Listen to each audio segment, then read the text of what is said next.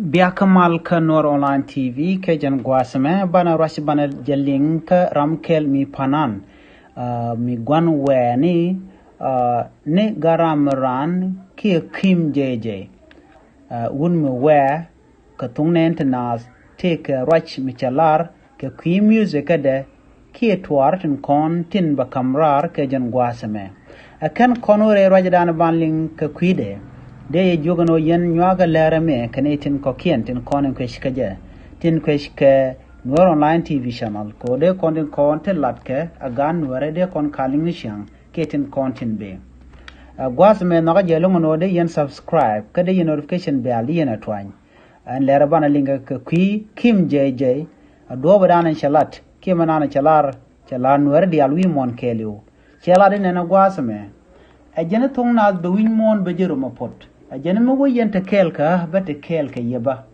sho dintin barar kanti gwasa me bana ka gwich kelka do badan ende kona linga je ajana tungne nas music de kie twaran kona kam karar ka tungne nas ajana be winmon be jeru mo pot ajana chadi ti go lung chagar yale ka tibe barar ka jen gwasa me jira me jiditen tama kan kono nyam ka chodin konen ban linkin ba kamrar de jogono jin ko subscribe ki nyoka nasen ko ken anyogan wale changa jandang ro widero ka pay ngwan ron kina daro jandang ro ngwan ban lere mi ban je chulinga gwa ko do badana de ko rwanti ti de ko linga je kim jeje panan kel ki gwan weni mo gwalong jente ke rwani to go titaka lo ka liang di na ne tenas gwaso me she kula yala ken wo te ga di to barar de na shon kel ka je te ga di ka to go te cher yala ka te de nas keling ajene nene ka truck nyam ke di den nyam mi cha kamrar kim jeje ko album le jeje chole nene ki tek chebei ajen chod album ka mandano be berar ka jen gwasame ko cha album ma jeje aleka jene di al konti la nuori ki ne tnas ti je la no nene adena jal kel ka je ka de ne chon kel ka je ka de ko ranin kontin be berar ka jen album mo al album music ka manan berar tama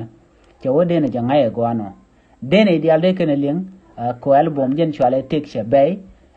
ki tek chejek ka do badana chegui keje ki do badana chere di al chega nen keje ken chuo din kon banling wasme di nyam chelar ne jen chwale tek chebei ajen di nyam ki di den jol keje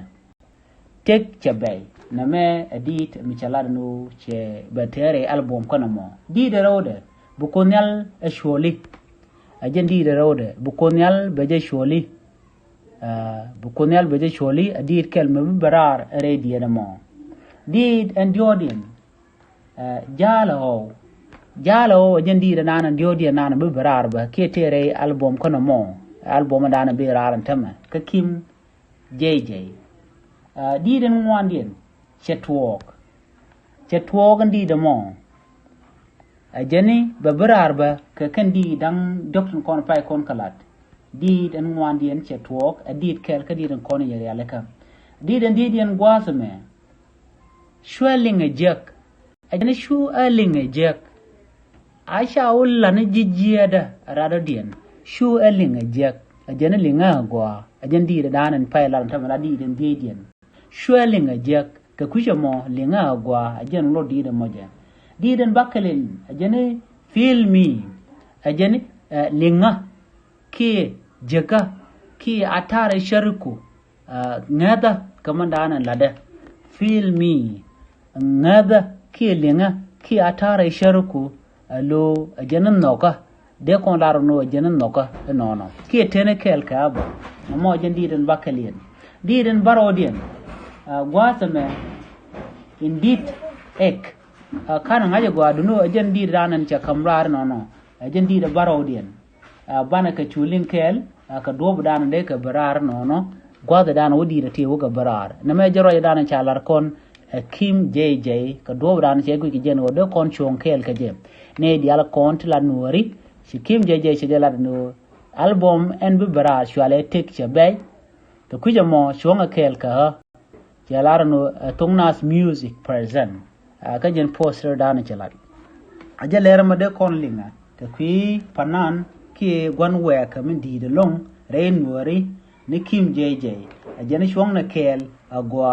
re ngwana kon let kon ke ajelere madi yena ka kui panana dan dit ne kim jeje ko de kon chon kel gaje re album ko mandan enteriale ka kui dal